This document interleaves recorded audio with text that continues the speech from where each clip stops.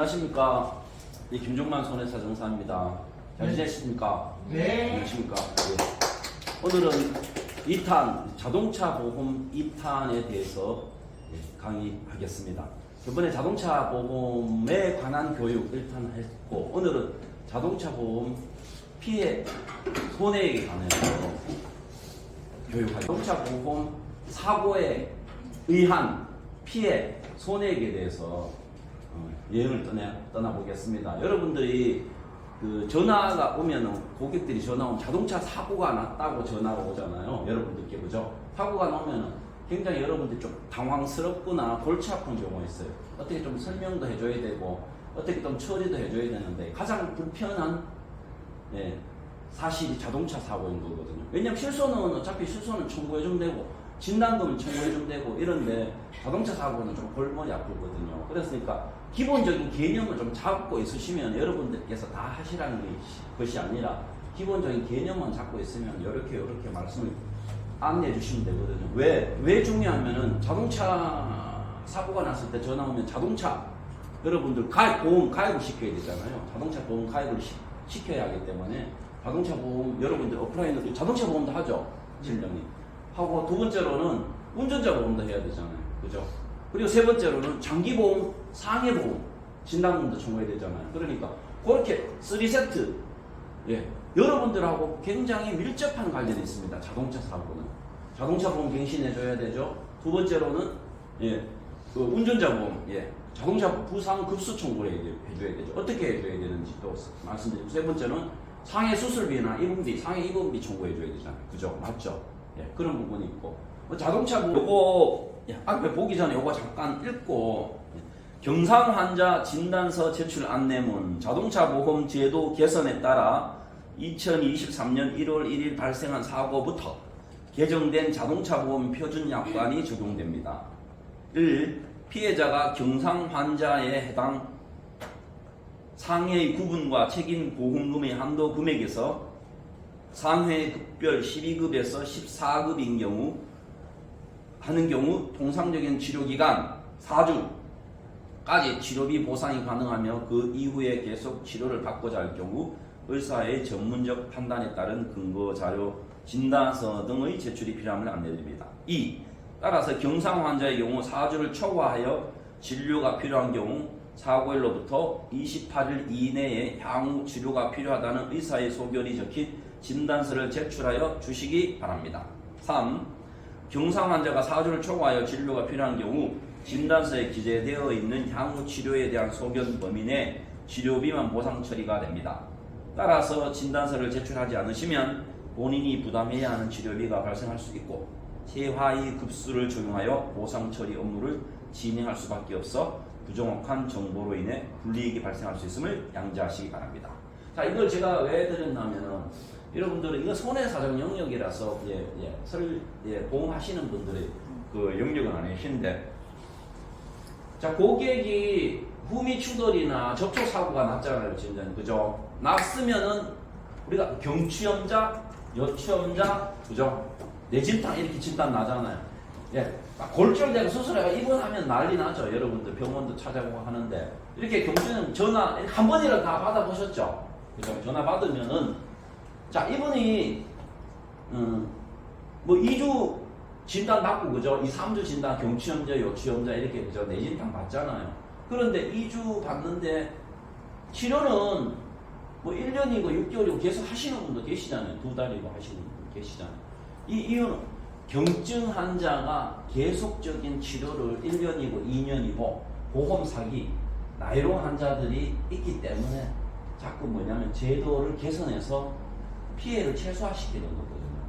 그래서 2주, 3주 이렇게 진단을 받으면은 이분이 치료를 하잖아요.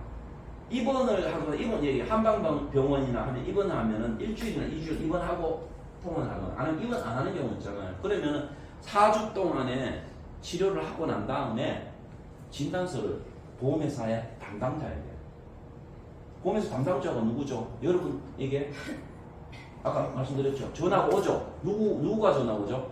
우리 편, 상대편 보험사 담당자가 전화 오잖아요. 진단서를 제출해야 됩니다. 근데 여기는 4주로 되어 있잖아요. 지금은 또 2주마다 2주마다 진단서를 제출해야 됩니다. 어떻게 진단서를 제출하죠? 2주 염자, 2주 진단으로 2주 경추 염자요, 주장 염자가 났잖아요. 그럼 2주 진단을 받았으면 진단서를 제출을 어떻게 해요? 진단서는 어디서 끝나요? 병원에서 끊잖아요. 누구한테?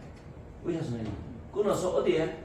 보험사 담당자에게 팩스를 보내줘요. 팩스는 사진을 찍어서. 자, 그러면은 2주인데 자기가 2주 더 치료를 하기 위해서는 2주 진단서를 제출해야 되잖아요. 또 2주 하려면 어떻게 해야 돼요? 또 2주 진단서를 제출. 번거롭습니까? 안 번거롭습니까? 번거롭죠. 근데 왜 그렇죠? 나도 피해자인데. 왜 그렇죠? 아까 말씀드렸잖아요. 경증 환자를 뭡니까? 관리하기 위해서. 신병원에서 관리하기 위해서 이렇게 제도를 만든 거죠. 네. 근데 여러분들이 중요하게 생각하여야 할 것이 뭐냐면은, 자, 어떤 문제가 생기냐면은, 자, 이분이, 예, 4주죠. 4주에 2주 지났는데 2주라고 봅시다. 그냥 여기 2주죠. 자, 이분이 자 1주 한 번 갔어요. 병원. 우리 1주와 2주 사이에 한 번 갔어요. 2번 갔어요. 그 다음에 진단서를 제출 안 했어요. 요거 지나갔어요. 3주 4주 후에 치료하러 가죠. 자, 여기 진단서를 제출해야 되는데 안 했잖아요. 그럼 이때 2주가 지났잖아요. 병원에 가잖아요. 어떻게 돼요? 치료가 안 됩니다. 설마? 예, 안 됩니다. 예. 제출을 안 하고 이 사람이 뭡니까? 놀러 가거나 병원에 안 가거나 도망가거나 이제 와서 뭡니까? 1주, 2주 있다가 예, 치료하러 간 거죠. 그런 경우 있을 수 있나요? 없나요? 좀 있죠? 매일매일 가는 사람도 있고 그냥 병원에 한두 번 갔다가 한 2주 정도 지나가지고 갑자기 아픈 경우 있잖아요. 교통사고는 언제 제일 아프냐면 1주, 2주, 3주, 4주 지나면서 아프고 2개월, 6개월 지나면서도 아프거든요. 예. 그러니까 뭐예요? 반드시 진단서를 제출하고 가야 돼요. 자, 그리고 두 번째로요. 이분이 많이 다쳤어요. 많이 다쳤는데 여기서 보면 12급, 14급이잖아요. 이분이 9급, 11급일 수 있어요. 여기서는 진단서 12급, 14급 경증일 때 혈압하잖아요. 9급, 10급일 수. 그럼 나는 9급, 11급이기 때문에 진단서 제출 안 해도 된다고 얘기하잖아요. 그럴 수 있잖아요. 반대로 얘기하면은. 그럼 그게 아니에요. 왜? 9급, 11급은 지가 알지 보험회사가 아는 게 아니죠. 담당자들은 왜 그렇죠? 사무실에 앉아있잖아요. 이거를 진단서를 누가 제출해줘야 돼요? 제가 제출해요. 여러분들이 피해자가 병원에서 이게 보험에서 삼성화재 보상 담당자가 병원의 진단서나 서류를 다 알고 있다고 생각하면 착각이라는 거죠. 오케이? 네. 그리고 이분이 또 뭐냐면은 여기 다니다가 진단서 제출 안 했어요. 다니다가 1, 2주 지나서 3, 4주에 어디 가냐면 다른 병원 가면 치료가 됩니까? 안 됩니까? 100% 안 되죠. 왜? 이 병원에서는 자동차 사고는 이 병원에 갔는데 이 병원 갈 수 있잖아요. 그러니까 뭐예요? 진단서를 제출을 넣어놔야 돼요.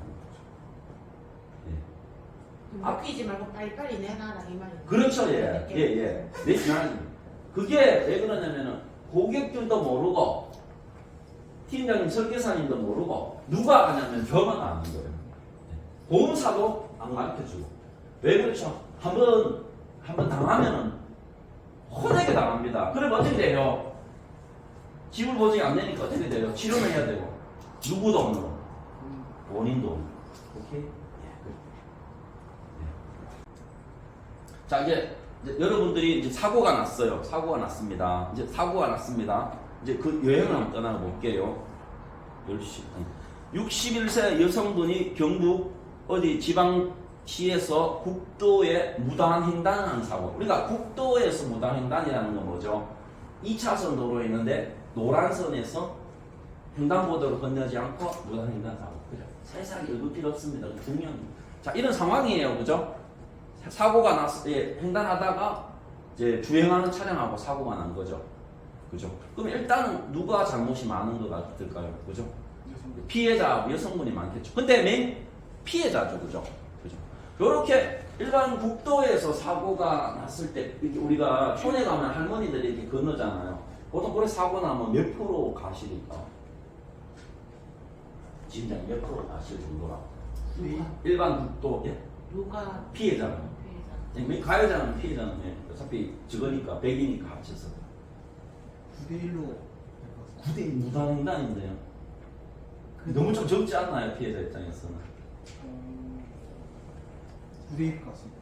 9대1 적게는 20% 많게는 60%까지 가시네.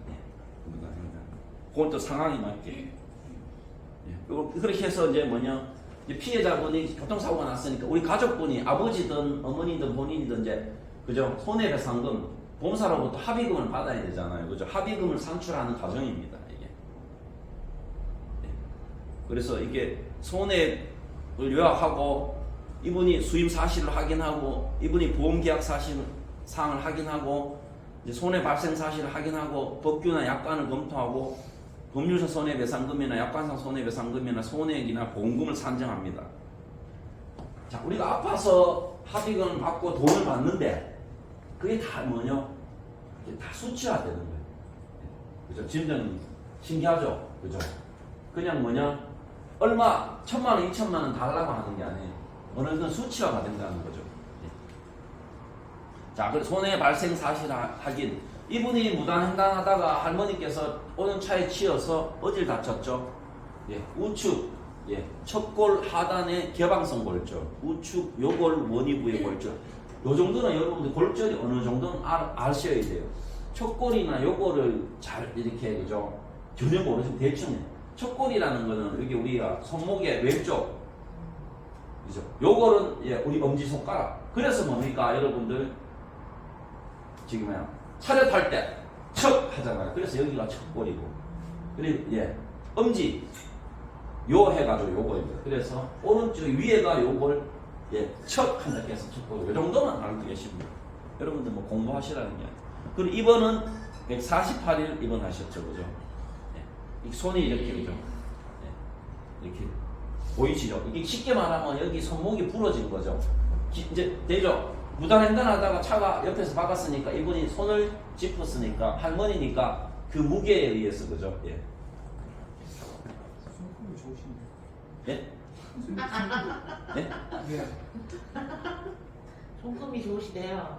아, 아 지금 손금도 좀 보시네. 저 손금도 좀 봐주십시오. 나중에 봐주십시오.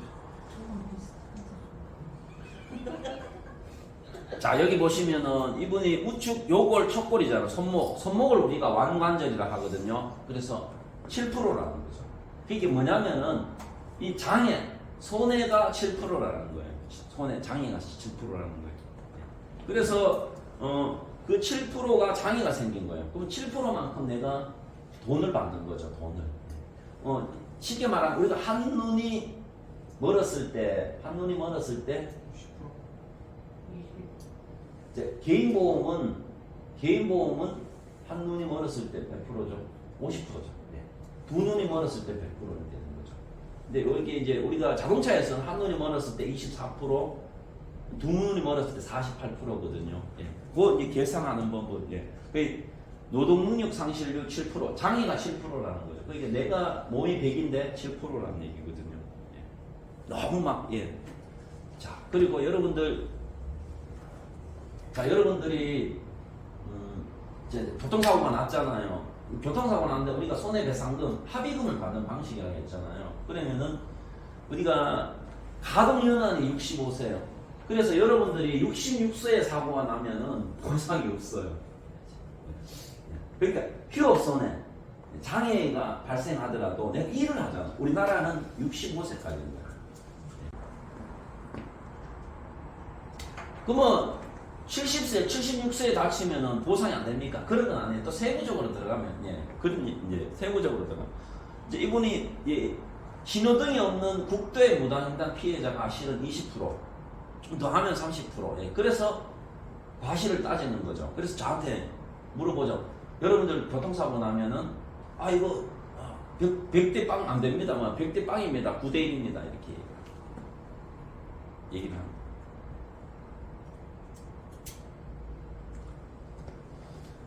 자, 그러면 여러분들 이제 사고가 났잖아. 이분이 생년월일 있고 사고일자 있고 퇴원일 가동연한이 있잖아요. 아까 이분이 나이가 63세였나요? 그죠? 하여튼 여러분들이 내가 소득이 있어요. 여러분들 현재 2024년도에 현재 내가 교통사고가 나면 여러분들 한 달간 병원에 있잖아요. 한 달간 병원에 있으면 일을 못 했잖아요. 그러면은 보상금이 314만 4,433원. 여러분. 네, 교통사고가 나면 받는다. 근데 자동차 보험은 85%를 곱해요. 그러면 280 얼마 되겠죠. 여러분들 한 달 누워 있으면 300만 원 도를 병원에서 돈을 받는다. 그런데 내가 연봉이 1억이고 2억이면 어떻게 돼요?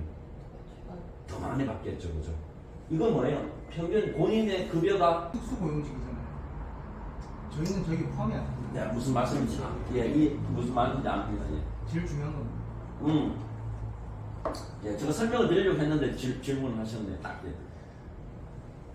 요것서 말하는 거는 요 314만 원 말하는 거는 급여소득자만 말해요. 급여소득자. 급여소득자니까 세금 빼고 급여소득자. 그러니까 내 급여가 평균 월 평균 300만 원이 넘으면 되는 거예요. 그러면 높은 걸 적용한다. 근데 여러분들은 개인 사업자거든요. 간편 개인 사업자예요. 3.3%를 떼는 거예요. 급여소득자는 4대 보험을 다 떼고 소득세까지 다 떼는데 여러분 간편소득자는 사업소득자는 계산하는 방식이 틀려요. 계산하는 방식이 있어. 사업소득 계산. 그럼 예를 들어서 이제 그냥 대충 쉽게만 하면 내가 나도 보험에서 다녔잖아요. 내가 1억이다. 1억이면은 한 30% 적용된다. 왜 그렇죠? 왜 그렇죠? 좀 억울하잖아요. 내 1억인데 왜 그러냐면 계산하는 방식인데 왜 그러냐면 내 주차비도 내야 되고 기름값도 내고 비용이잖아요. 치킨 가게 하시는 분도 치킨 가게 원재료 값이 있잖아요. 그걸 다 떼는 거예요. 그러니까 내가 1억이면은 여러분들의 순소득이 3천만 원밖에 안 돼. 그러면은 이 300만 원을 적용을 못 하는 거예요. 한 2억 정도 돼야 적용을 해주는 거지. 한 5, 600 정도. 실수령의 기준으로 실수령의 기준은 어차피 3.3% 떼니까. 맞습니다. 그러니까 그 계산하는 방식이 있어요. 그래서 이분이 아까 말씀드렸던 그 65세 이하였잖아요. 그러니까 140 며칠가 되니까 월 300 얼마에다가 85% 곱해서 입원했던 소득을 받으시는 거고, 장애가 아까 7%니까 월 평균 임금이잖아요. 314만 원 곱하기 장애율 곱하기 이제 호프만 개수라는 건 뭐냐면은 65세까지 남는 기간을 말하는 거예요. 그래서 자, 계산을 그냥 쉽게 제가 말씀을 드리면은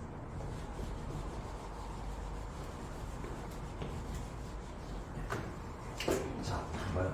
이렇게 됩니다. 314만 뭐 이렇게 되잖아요. 그죠? 월급이. 그러면은 아까 요분이 우리가 10%라고 합시다. 계산. 내가 장애가 10%다. 한눈은 저번에 24%였잖아. 장애가 10%다. 여러분들 교통사고가 나가면 어떤 식으로든 장애가 났어요. 10%. 억울하잖아요. 장애가 생기면. 얘를 손목을 못 쓰면 그죠? 10%잖아요. 곱하기 65세까지 1년은 몇 개월이죠? 이제 쉽게만 설명하는 거예요. 12개월이죠. 그러면 이분이 63세면은 2년이 남았잖아요. 그러면은 1년이 12개월이잖아. 24개월을 이렇게 곱합니다. 여기 요분이 받는 돈이에요. 한번 계산하면 그죠? 한번 해보십시오. 314만에 10분이 30만 원이죠? 30만 원에 24 얼마면? 그렇죠. 요렇게 계산. 그냥 아주 간단해요. 이분이 가해자면 당연히 100% 하는데, 이제 본인 사고는 너 음주 했어 이렇게 하는 게 아니고 이 사람 치료가 우선이니까 가해자는 하게 되는 그렇게 된다. 알겠죠? 자, 그리고 여기 뭐 24년 하반기 노인 단가 도시 일용 근로자 임금이죠. 24년 하반기 공사 부문 시중 노인 단가 334만 1,620원. 16만 7,081원 곱하기 21. 자동차 보험 일용 근로자 임금 316만 3,612원. 자동차 보험 휴업 손해 산정 시 일용 근로자 임금. 이거 제가 설명 다 했던 거죠. 자, 자동차 보험 아까 일용 근로자 314만 원이라 했잖아요. 약간 수치가 틀릴 수가 있는데 이거는 지금 일단 제가 휴업 손해는 아까 말했죠. 85% 곱하잖아요. 그 30 나누면 85%면 여러분들이 하루 일당이 자동차 보험은 89,000원 입원해 있으면 하루에 그렇게 보험을 받는다고 보시면 돼요. 그게 9만 원이니까 9327 270만 원 받는다는 거예요. 입원해 있으면. 그럼 위에 334만 원 원래 원래 360만 원이거든요. 요거는 뭐죠? 위에 거는 그죠? 우리 건축 현장에서 일하는 거 말하는 거거든요. 건축 현장에서 일하는 걸 말하는데 하루에 16만 7천 원이라는 거죠. 요거는 뭐다? 소송 갔을 때. 요 자동차 보험은 뭐다? 자동차 보험하고 담당자하고 소송하는 게 아니잖아. 자동차 보험 담당자하고 할 때는 316만 원을 적용하고 소송 갔을 때는 334만 원을 적용. 왜 360만 원이었는데 왜 334만 원으로 줄었을까요? 왜 줄었을까요? 며칠 전에 대법원에서 한 달 일을 22일에서 20일로 바꾼 거죠. 왜 그렇죠? 이제 토요일, 일요일 날 이제 한번 들은 적 있죠? 토요일, 일요일 날 일을 안 한다고 보는 거죠. 그래서 4, 5, 20일로 줄인 거죠. 그러면 우리 쪽 입장에서는 이득입니까? 손해입니까? 손해죠. 그렇죠. 오케이? 피해자 입장에서는. 회사 측이나 이런 쪽에서는 유리한 거고. 그렇죠? 여기 뭐죠? 공사직종 보통이 뭐 원래 364만 원인데 원래 22일 적용했잖아요. 아까는 20일 그죠? 옛날 자료, 부자료다 보니까 그죠? 제조직적 단순 노무 종사원은 공장에서 일하시는 분은 215만 원. 그래서 평균 임금을 정하는 거죠. 314만 4,413원 자동차 보험 임금을 적용한다는 거죠. 그죠? 이제 그죠? 여러분 대충 그런 걸 알고 있어야 피해자들 고객들하고 상담해 드릴 수 있는 거죠.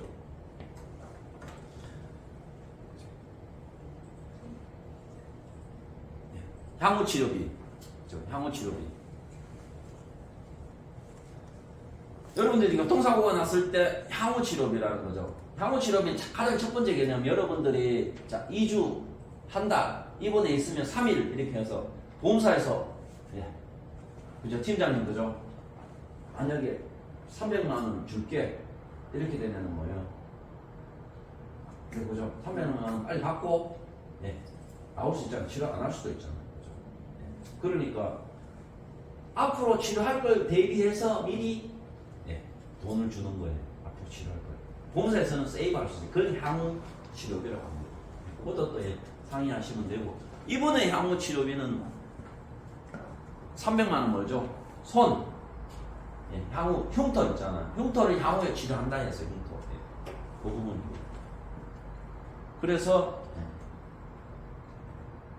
총 4,700만 원 이렇게 나왔었는데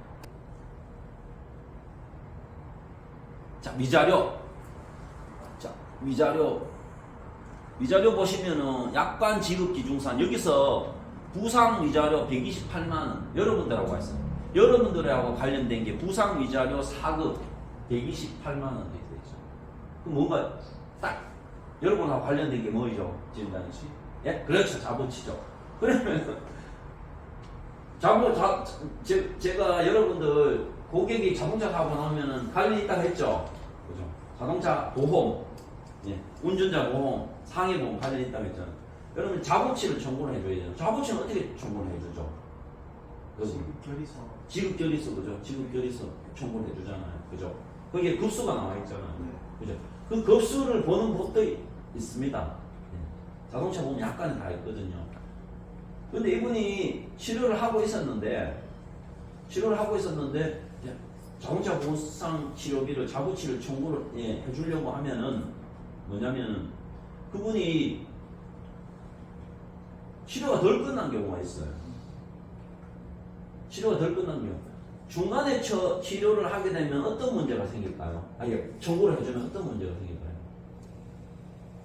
부채를 청구해주면 운전자고. 급수가 변경. 그렇죠. 급수가 변경될 수 있다. 그래서 최종이 되었을 때 최종이 되는 건 어떤 거죠?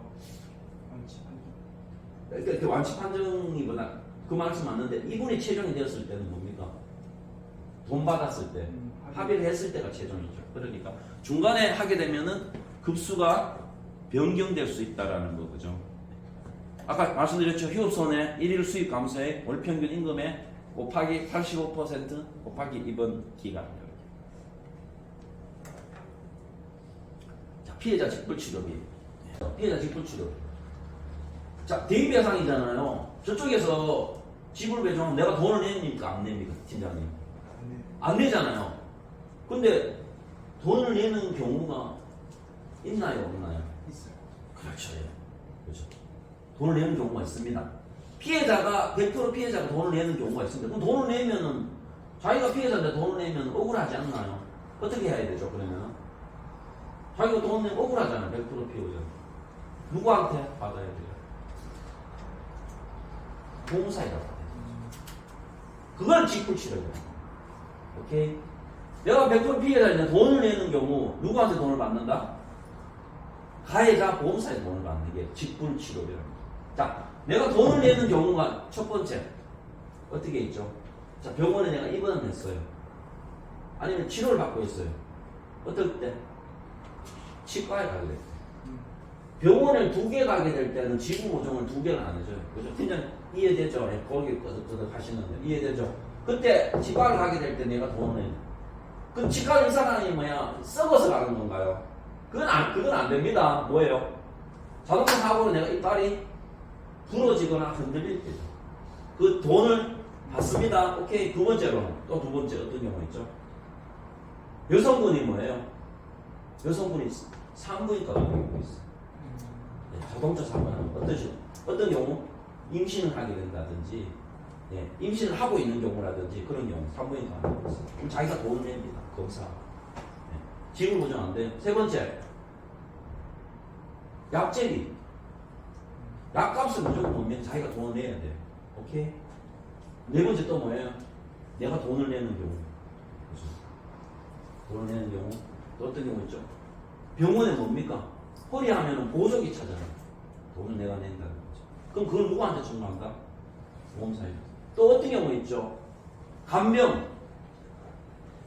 자동차 보험에서 이제 내가 이제 고객이나 가족이 쓰러져서 자동차 사고 누워있으면 다 이제 나 다음날 직장을 가야 돼. 근데 이분이 뭡니까? 또 요즘 소변을 못 받아요. 그럼 간병을 쓰잖아요. 자동차 보면서는 개인 간병을 쓰잖아요. 개인 간병이 또 뭡니까? 간호간병 통합이 있잖아요. 개인 간병을 쓰잖아요. 그러면은 간병 하루에 쓰는데 얼마입니까? 13만 원이죠. 자동차 보면서 돈을 주나요? 줄까요? 안 줄까요? 교통사고 100% 났어. 줬으면 좋겠죠. 그러니까 제 질문이 그죠? 안 주니까 이제 질문을 하겠죠. 개인 감정은 안 줍니다. 자동차. 이것도 바뀌어야 되죠, 그죠? 그래서 해롭습니다. 예, 그러니까요. 그래서 안 줍니다. 이게 약관상 법적으로 주지 않습니다. 간병비라는 1급에서 5급까지 급수가 돼야 주거든요. 그런데 예를 들어서 진짜 이 사람 불가피하게 이래 된다. 그럼 아까 뭘로 청구한다? 직불치료비로. 예. 뭐 1주간, 2주간, 한 달간. 공식적으로 주는 거는 없습니다. 불가피해서 보험사에서 받는 거는 있습니다. 그러니까 여기서 간병비는 1급에서 5급까지 60일간 인정해 줍니다. 아니 15일에서 60일간. 오케이? 네. 여러분들 외우라는 게 우리는 시험에 나오지만 여러분들 외우라는 게 아니고 대충 이렇게 흐름이 있다라는 걸 말씀드립니다. 그리고 난 다음에 이분 뭐예요? 골절 진단비, 골절 수술비, 깁스 치료비, 자동차 사고 부상 치료비, 상해 수술비, 상해 입원 일당, 교통사고 입원 일당, 응급실 내원비, 개인보험을 또 청구해 주는 거죠. 자, 오늘 마쳤고요. 다음 시간에는 이제 우리가 거지 의무하고 자동차 보험 했죠, 그죠? 다음 시간은 이제 부유장애에 대해서 강의하겠습니다. 안녕하십니까? 이상으로 마치겠습니다. 감사합니다.